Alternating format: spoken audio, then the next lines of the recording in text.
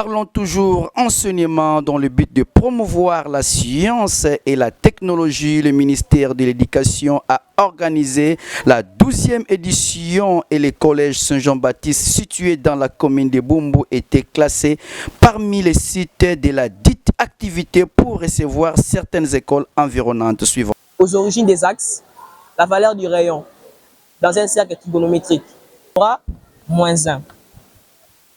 Nous, dans mon cercle de trigonométrie, le signe sera positif, pour cosinus positif,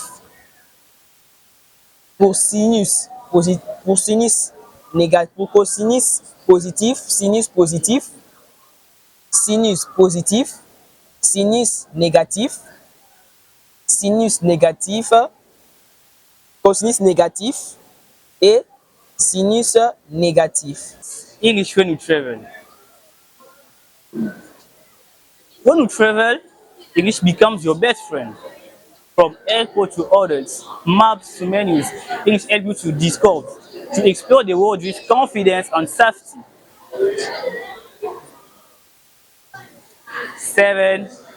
English in career opportunities. Yeah. Today, many companies seek people who are able to speak English.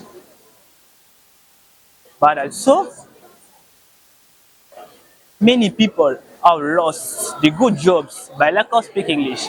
So in short, English is very, very important for your life, for our life.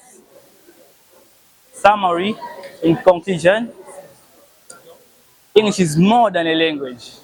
English is more than a simple words. It is a key to understanding the world. A tool for connection, a bridge between people. So, as students, learning English is not a choice.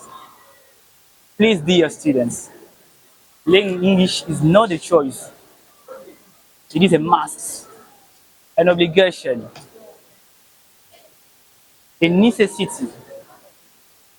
English gives us the power to dream bigger, reach higher, and go further. So, let us learn it, love it, and use it to shape and grow the world. Thank you for your attention.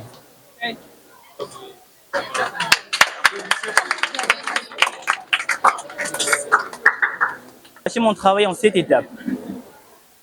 J'ai parlé de l'importance de la langue anglaise, d'abord dans la communication générale.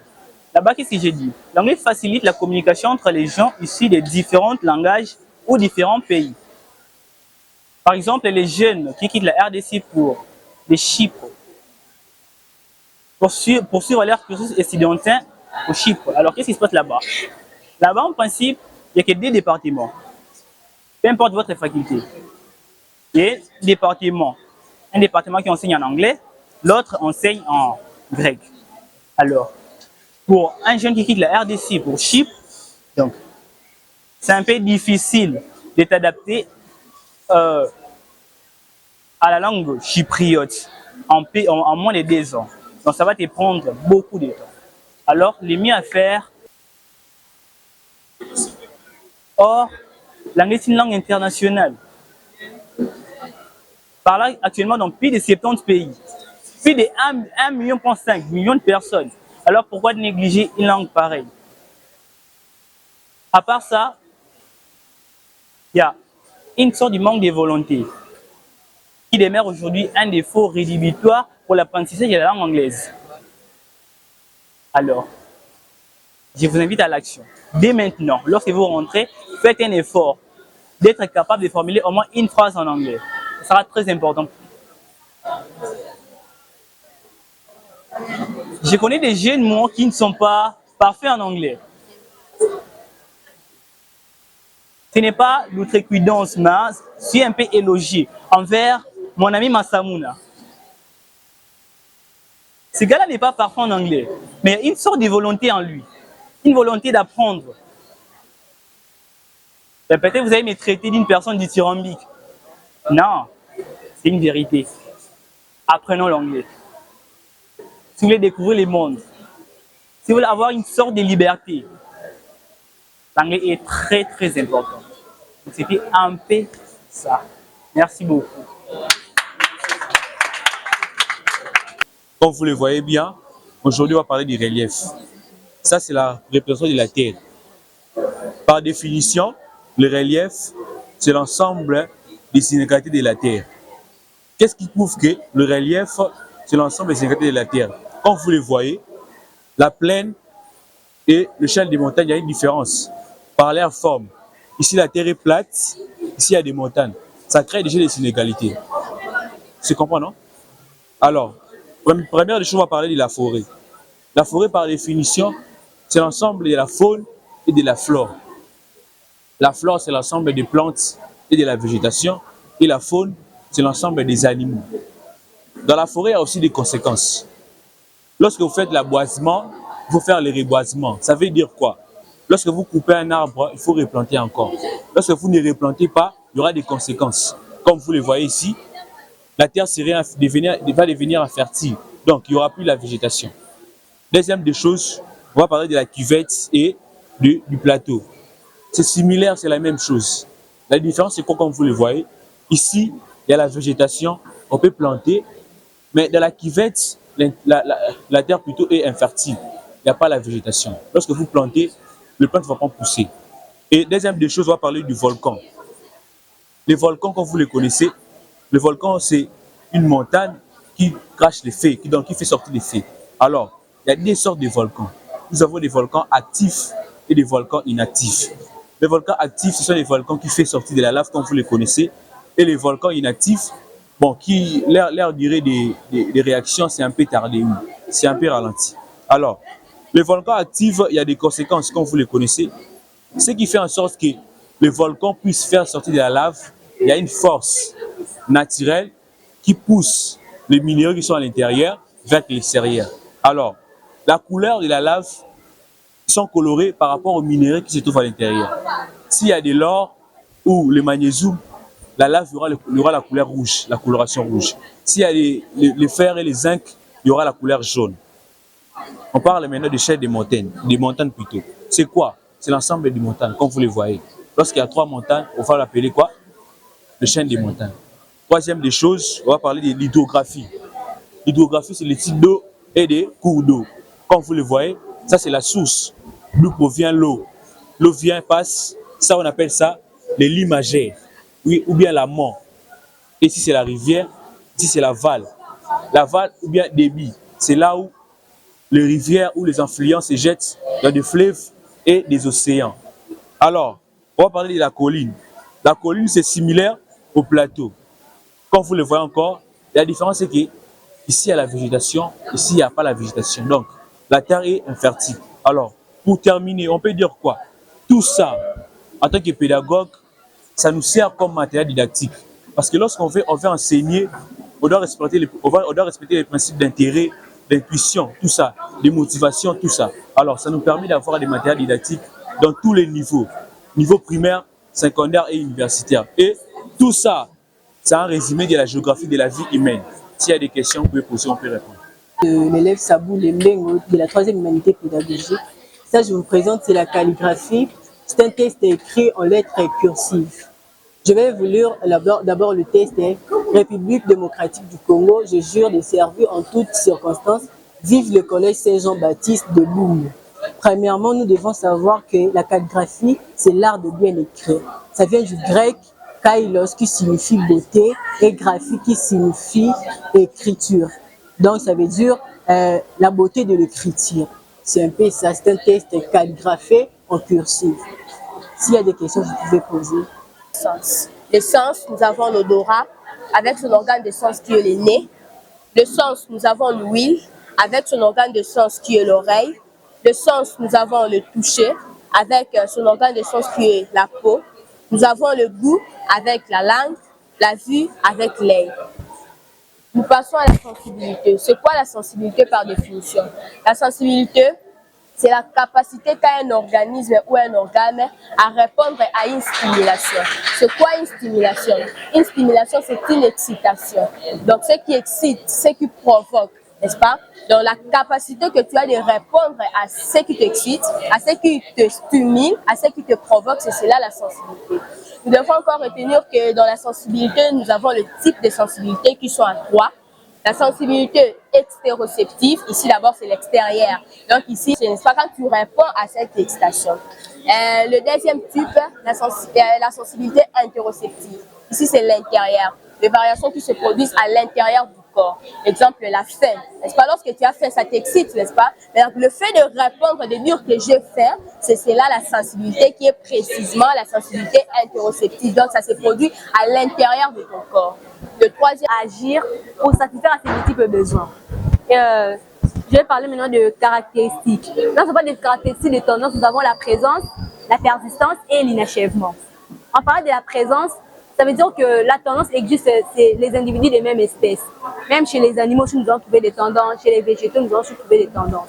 En parlant de la persistance, lorsqu'on parle de la persistance, ça veut dire que aussi longtemps que nous n'avons pas encore satisfait notre tendance, la tendance persiste toujours. Exemple, lorsque je soif, maintenant là je soif, aussi longtemps que je ne veux pas boire de l'eau, j'aurai toujours envie de boire de l'eau. Donc ça ne va pas disparaître jusqu'à ce que je veux boire de l'eau, c'est là que la soif va partir.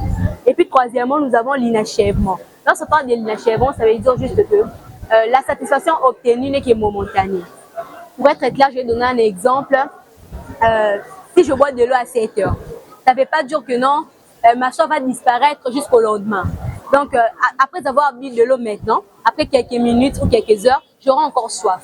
Donc, c'est là qu'on parle de l'inachèvement. Et puis là-bas, nous avons le base et facteur de tendance. Dans les bases et facteurs de tendance, nous avons un besoin à satisfaire qui peut être la soif, la faim, les besoins de s'habiller. Et nous avons un objet extérieur. L'objet extérieur, maintenant, c'est le moyen pour lequel nous pouvons satisfaire notre besoin. Donc, dans l'objet extérieur, nous pouvons avoir pour la faim, nous avons la nourriture. Pour la soif, nous avons de l'eau. Pour le besoin de s'habiller, nous avons le habit. Et ici, nous passons aux sortes et formes de tendance. En parlant de sortes de tendance, nous avons les tendances du point de vue origine et les tendances du point de vue connaissance. Les tendances du point de vue origine, nous avons les tendances innées et les tendances acquises. Lorsqu'on parle des tendances innées, ce sont des tendances dont l'individu naît avec. Dès la naissance jusqu'à ce que la personne meure. Nous avons la soif, la faim, ce sont des tendances naturelles. Et deuxièmement, nous avons les tendances acquises. En parlant de tendances acquises, ce sont des tendances qu'on apprend au fur et à mesure qu'on grandit. Exemple, l'effet de chercher à s'habiller. Lorsqu'on était enfant, qu'on s'habille ou pas, ça ne nous disait rien. Mais c'est au fur et à mesure qu'on grandit, qu'on commence à acquérir ces besoins-là de vouloir s'habiller. Là, nous sommes dans les tendances acquises. Puis, deuxièmement, nous sommes dans les tendances du point de vue connaissance. Là, nous avons les tendances conscientes et les tendances inconscientes. Dans les tendances conscientes, c'est lorsqu'un individu a un penchant ou un besoin et il le sait. Je vais donner un exemple. L'effet de se donner à la calomnie, l'effet d'injurier, d'insulter le genre, l'individu a conscience de ce qu'il fait. Et deuxièmement, nous avons les tendances inconscientes. Lorsqu'on parle de ça, été nerf. Donc là, nous sommes dans les tendances inconscientes. L'homme agit dans l'inconscience aussi. Et puis, nous passons aux moyens pour empêcher le développement des mauvaises tendances. Et fabriquer des produits chimiques. Nous aurons à l'expérimenter lors de la pratique. Le point 3. Quels sont les produits et matériels à utiliser pour réaliser l'électrolyse? Eh bien, nous avons besoin de piles qui joueront un rôle important car ils produiront les courants électriques continus qui favorisera l'électrolyse. Nous avons besoin de la picette, la caisse à piles, la spatule, les béchets et autres. Et bien maintenant, je vais passer la parole à Curtis pour réaliser la parole. Lorsqu'on met du sel dans l'eau, ça donne quoi? De l'eau salée. C'est cette eau salée qu'on va utiliser pour vous montrer comment l'électrolyse se fait à petite échelle. Parce que ça se fait à grande échelle dans les grandes usines pour des raisons qu'on va expliquer aussi. D'abord, on va vous montrer comment on fait. C'est un appareil qui permet de connecter les fils à des appareils comme récepteur, interrupteur, récepteur, interrupteur et générateur. Les amis, qui peut me donner le nom de ces trucs ici? Ah, c'est quoi ça? L'ampoule et ça? Non, pas vous. Ah? Qui peut... C'est quoi? Très bien. Alors ça, ça, le nom de ces matériels. Quoi? Interrupteur, pas interrupteur, hein? Mais c'est quand même. Tu peux connaître la définition de ces choses-ci. Il n'y a pas aussi de courant. Donc, je vais parler. Donc, un circuit électrique est un ensemble des appareils que je vous ai montré qui permet de connecter les fils conducteurs à des récepteurs, interrupteurs et générateurs. Point 1, nous allons parler de générateur. Un générateur, c'est quoi? Donc, un générateur, c'est un appareil qui produit du courant électrique. Non, donc lui n'a pas de courant, mais il produit du courant électrique comme la prise. Pour ce qui concerne les bons de commande, les caissiers font les bons de commande dans une feuille d'une manière manuscrite et nous, on est censé les faire dans l'ordinateur. Les bons de commande nous permettent d'enregistrer les stocks que nous, on reçoit du part de notre fournisseur. Et cela nous permet de savoir combien c'est entré dans notre stock. C'est ça l'utilité du bon de commande. Je réponds au nom de l'élève Samoukad de la classe de la 3e pédagogie. Pour la semaine de sciences, ça nous a permis aussi, de connaître et de partager nos connaissances, de défendre ce qu'on a appris et de faire comprendre aux autres que au Congo, il y a aussi des gens qui maîtrisent la science. Merci. Je réponds au nom de l'élève Matondo Kiessie de la 2e des humanités pédagogie. La semaine de la science m'a permis de transmettre des connaissances aux autres, m'a permis aussi d'exercer mon métier et d'enlever la frousse en moi et d'être capable de parler devant les autorités et de défendre ce qu'on nous a enseigné et ce qu'on nous a acquis par nos encadreurs. Et je les remercie aussi parce qu'ils nous ont donné la confiance de parler à leur honneur, de parler à l'honneur de l'école. Je remercie aussi à la sœur préfète pour cette occasion de nous permettre de figurer devant ces grands événements, devant tous ces gens, devant toutes ces écoles qui défilent de part et autre. Je vous remercie. Je vais parler au nom de l'élève Ndengolombi de la 3e année pédagogie. Premièrement, je remercie le ministère de l'EPST pour cette initiative de la 12e édition de la Semaine de la Science. Cette semaine nous a permis d'exploiter nos potentialités devant les élèves, d'exploiter, de montrer à quoi nous sommes capables, de faire voir aux gens comment est-ce que nous sommes capables d'arriver à calculer par exemple les QI. Et ça nous a permis, c'est une première fois pour nous et nous remercions et nous disons encore que nos attentions vers le ministère de l'Enseignement, nous les remercions pour cette initiative. Quand ils ont décidé de choisir les collèges César-Baptiste comme l'école haute et à tous les élèves qui ont participé, nous les remercions au nom du gouvernement de l'école pour leur volonté qu'ils ont voulu assumer, accepter de participer à cette activité. Nous remercions les autorités scolaires du collège. Nous remercions les professeurs délégués de la culture, le professeur Égide. Nous remercions tous les professeurs qui nous ont permis, qui nous ont donné des formations pendant cette période intense, qui nous a donné encore, qui nous ont instruit. Et nous les remercions encore une fois de plus. Je vous remercie. Je réponds au nom de l'élève de la première péda. Et aujourd'hui, je vais vous parler de la journée de la science qui a été une journée extraordinaire pour nous parce que c'était la première fois. Je remercie aussi les autorités de l'école pour cette initiative et aussi les ministres de l'enseignement et de l'éducation. Je suis vraiment content de cette journée. Ça nous a vraiment aidé, ça nous a vraiment fortifié à se défendre contre les gens, contre les autorités. Ça m'a vraiment aidé à enlever la frousse devant beaucoup de gens ou bien devant les autorités des écoles. Je remercie tout le monde de leur présence et aussi les professeurs, Gilles et puis les professeurs. Je vous remercie. Bon, bonjour à tous. Je réponds au nom de Massamou Nabatouma Paul. Je suis élève de la 4e littéraire ici au collège de Saint-Jean-Baptiste. Comme vous le constatez, nous venons de terminer la semaine de la science. La semaine qui était basée à des expositions sur différents thèmes. Et moi, j'ai fait partie des lettres classiques, nous avons parlé de romans, de dramatisation et de la critique générale. Ça s'est bien passé et nous sommes déjà à la fin, comme vous l'avez remarqué déjà. Et je remercie les autorités de l'école pour nous avoir accordé cette occasion de parler devant le monde et de faire savoir ce qui est dans notre intérieur. Et cela a été un moyen très important pour nous de faire voir au monde ce que nous avons comme connaissance. C'est vraiment important pour nous en tant qu'élèves d'exposer ces différents domaines dont nous étudions ici au collège. Donc, c'était un moment très passionné pour parler de nos connaissances envers les autres élèves. Donc, je suis un peu très bref par ces thèmes-là. Donc, c'était très bien passé et je suis ravi de faire partie de l'équipe qui a organisé cet événement ici au collège. Donc, je vous remercie. Bonjour à tous, je me nomme Eno Kobadi Banga Joyce. Je suis élève au collège Saint-Jean-Baptiste. Déjà que ça ne fait pas beaucoup d'années que je suis dans ce collège, j'ai été épatée par certaines choses qui se trouvent ici. Je ne m'attendais pas à ça. Et surtout, l'une des choses dont je suis heureux d'avoir participé, c'est la semaine de la science. Au début, je ne comprenais pas très bien c'était quoi. Mais quand j'ai compris le thème et les enjeux, je me suis rendu compte que c'était assez cultivé. Et c'était quelque chose qui me correspondait à moi.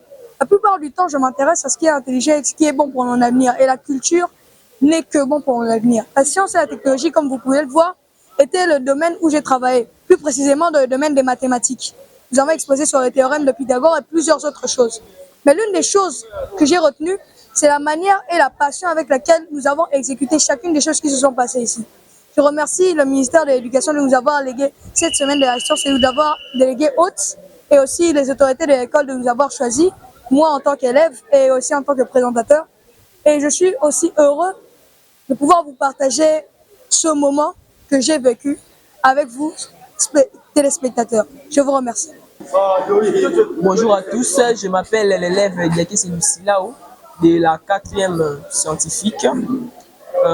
Cette semaine était la semaine dédiée à la science. Comme vous pouvez le voir, il y avait certaines écoles qui étaient venues nous visiter, partager des connaissances dans différents domaines comme la technologie, la physique. Moi, je faisais partie dans le domaine des mathématiques. Nous avons très bien construit, nous avons très bien fait les exposés, nous avons très bien exposé et nous avons donné aussi nos connaissances à d'autres personnes et ces personnes ont acquis beaucoup de nous. Et maintenant, comme vous pouvez le voir, nous avons terminé et nous remercions l'école, nous remercions la sœur préfet, le directeur des études et toutes les autorités de l'école ainsi que les professeurs. Merci. J'ai pu m'exprimer et expliquer correctement comment se passent des choses ici et j'ai pu défendre notre collège avec toutes les leçons, comment enseigner. J'ai pu les expliquer aux autres élèves et cette semaine a vraiment été instructive d'une façon éducative pour nous les élèves qui ont exposé devant les autres ainsi que pour ceux qui sont venus nous rejoindre dans cette école. C'est cela que j'aimerais remercier les autorités pour cette bonne organisation et pour nous avoir choisi, sélectionné de tels élèves comme nous pour nous permettre de nous épanouir dans les domaines scientifiques. Et voilà, c'est par ici que nous clôturons la 12e édition de la Semaine de la Science et de la Technologie au Collège Saint-Jean-Baptiste. Que vive le ministère de l'Éducation, que vive les collèges Saint-Jean-Baptiste, que vive la révérende sœur Béatrice Kassongo, que vive les collégiens et collégiennes. Merci.